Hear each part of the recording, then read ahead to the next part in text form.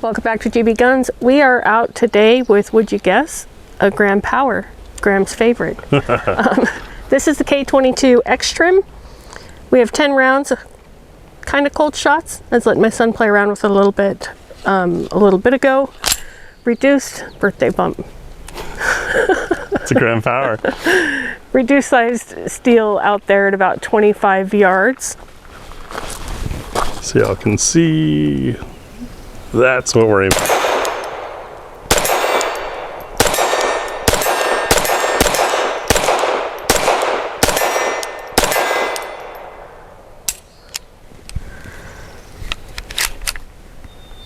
I rode slide lock. Really easy to do on this one, apparently, because I've never had that issue before, to my knowledge. That's fun. I don't like to shoot fast, but with no recoil, a great front sight. Yeah, I missed a couple of times, but I don't like to shoot fast, so that's not in my wheelhouse. I'm looking forward to this review. Let's see what Gram thinks. So I do have to disclaim, these are not totally our cold shots. We tried filming this a moment ago with Remington's Bucket-O bullets, golden bullets, and had massive issues. Despite the feed ramp that's in here that you saw on the tabletop, this being the competition model, it's got a rather tight chamber, and the inconsistency in those golden bullets just would not feed. I had one where it shaved off some of the lead from the nose, and then that gummed up around the edge of the breech face so it wouldn't close. These are CCI mini mags, and as hopefully you'll continue to see, we've got no issues with it. But it makes sense, right? If you have a race car, you don't put low-grade gas in it. When you've got a competition model 22, you can't put low-grade ammo in it.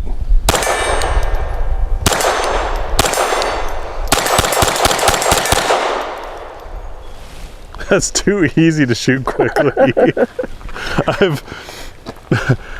I've shot a lot of Gram Powers over the years, and including taking them to Front Sight, taking them to Thunder Ranch, and never before have I said that the trigger could have been quicker. I've always found it to be super fast, but with as soft as 22 is, I had to wait for the trigger. We'll see though, we'll keep shooting it, learning this thing, but man, that's all the comfort, exact same feel in the hand as a K100 or Q100, but Plinkin 22. It's lighter. And in this review, we'll do our full mag +1, of course. We've got an interesting what's for dinner coming up. We don't have a spinner because it's just a 22, but we do have some nice match ammo for shooting groups. Full mag +1, sticking with those mini mags to increase our reliability odds, because those of you who've spent much time with semi-auto 22s know that ammo can really make or break 22. Got the steel out there at 25 yards. I'm going to try to burn this thing down, see how it runs fully stuffed.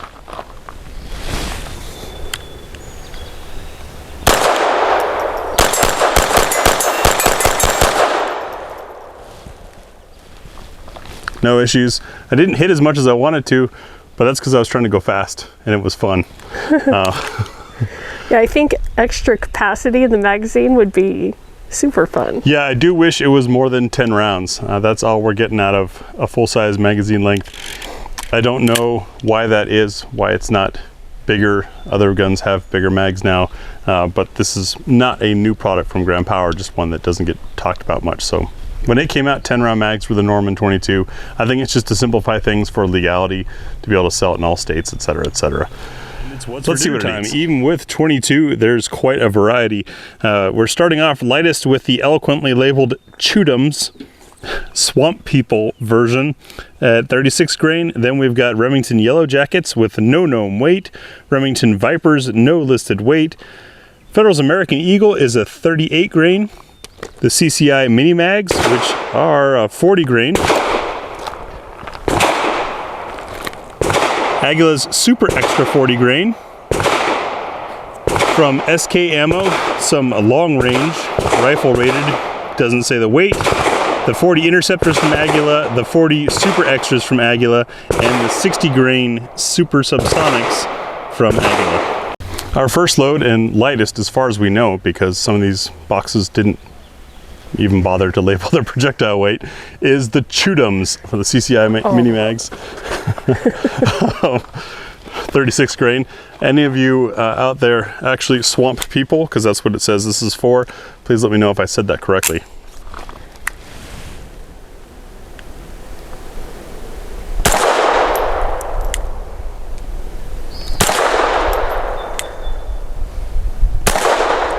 No issues in a locked open. Hit a little bit high though.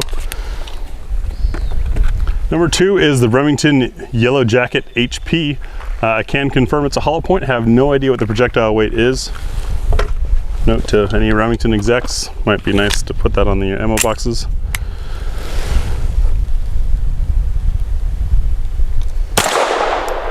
That felt a little bit snappier. It's definitely smoky. I think I might have doubled one of those. First one. We covered the air with the Yellow Jackets. Now we're on the ground with the Remington Viper. Hyper velocity truncated cone. No idea what the projectile is, weight-wise.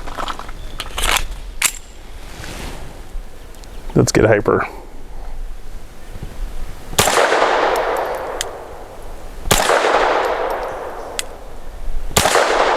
Did sound a little bassier. Did it? Oh, I guess I need to show you guys.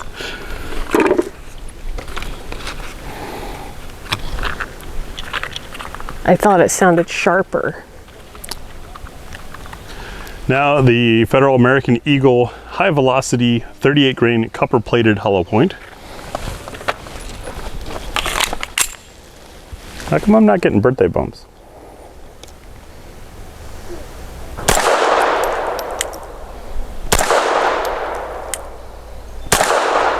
Smells like a burning candle.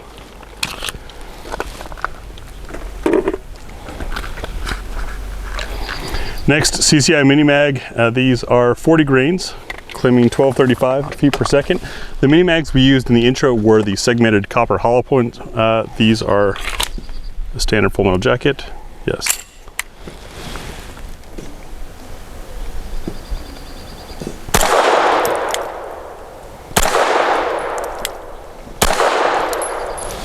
Those ran nicely.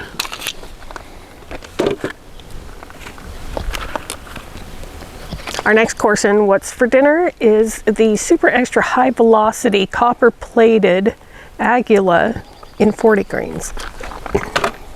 Super extra. That's when it's a lot of extra. Super extra. I know people like that.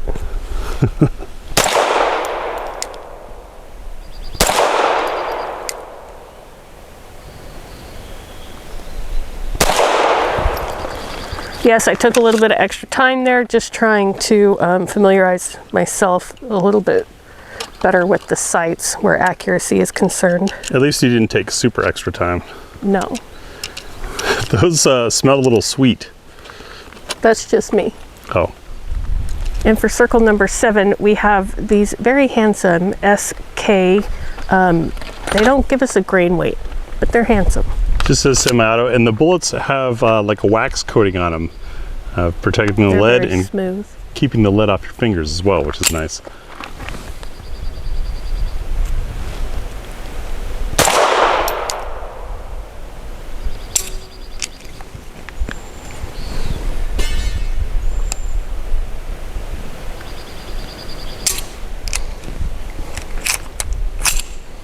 Looks like it might have short stroked.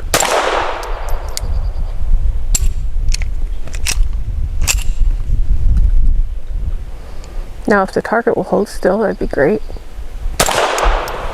Yeah, I think it was a little too soft to run in this gun. Maybe we should have had those in place of the Yellow Jackets. We're on circle number 8. We have the Aguila. These are 40 grain. I don't think there's anything... Interceptor. Interceptor, not inceptor. Oh, I didn't get slide lock on that last one.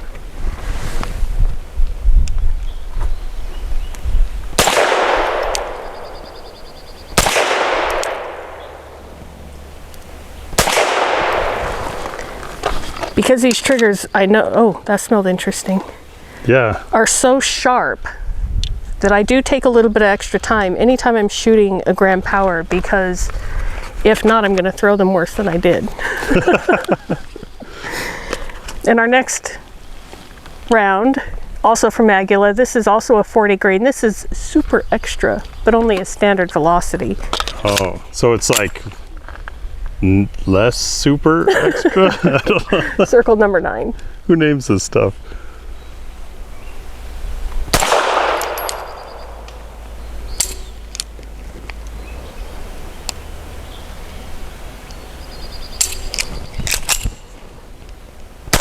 Whoops, see?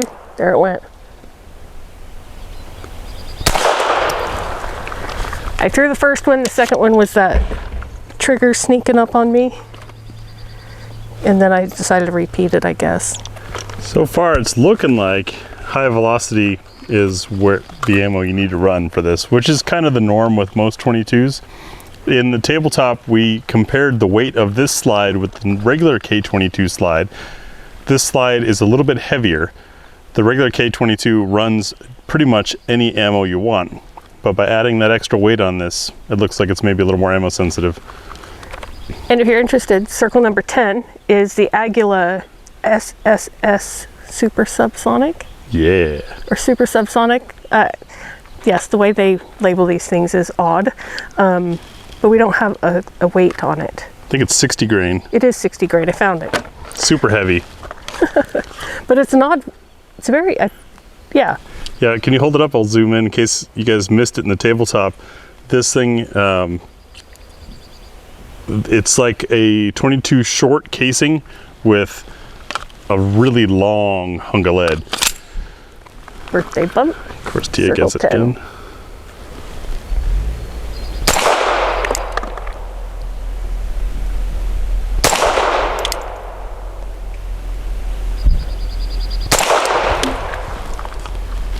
So it cycled that subsonic stuff, but we didn't get slide lock with it.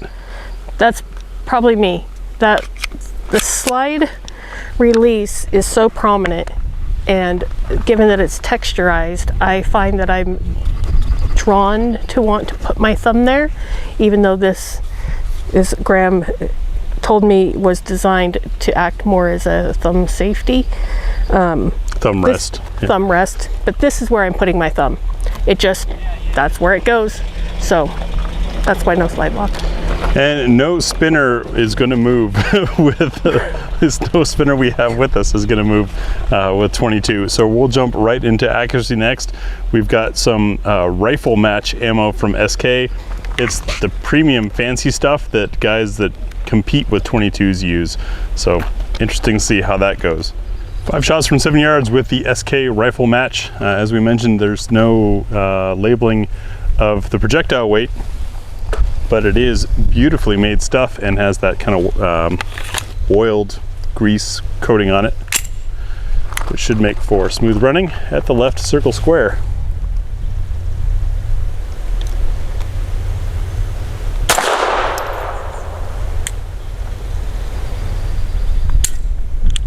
Oh.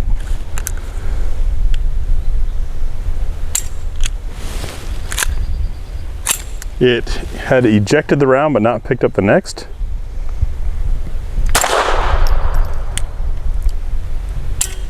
Which was the same brand ammo that it did with me. Yeah.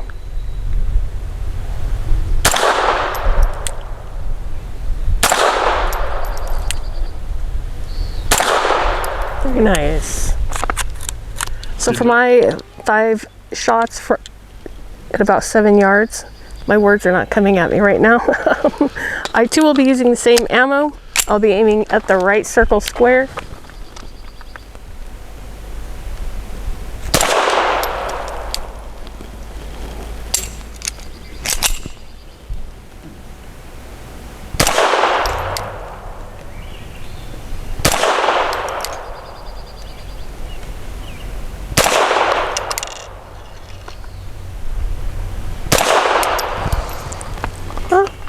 Nice 5-sided something. Yeah.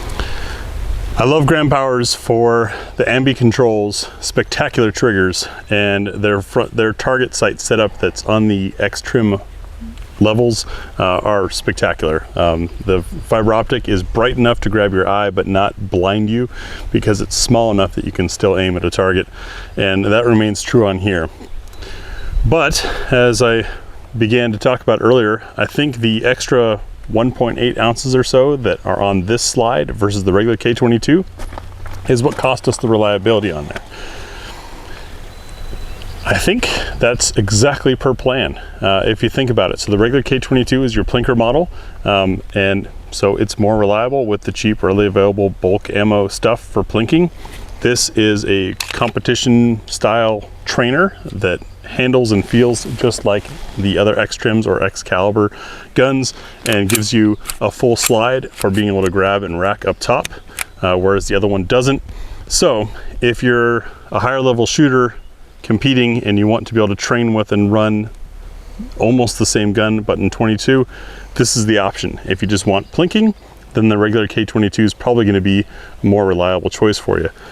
Just like on the Excalibur, these super wide safeties do make for a comfy place to rest a hand, but they also kind of get in the way of getting to controls. I have to activate the safety to be able to get to the slide lock release. But the gun comes with both, so I think I'd be swapping it back onto there. Otherwise, it's all the joys of Gram Power, just in 22.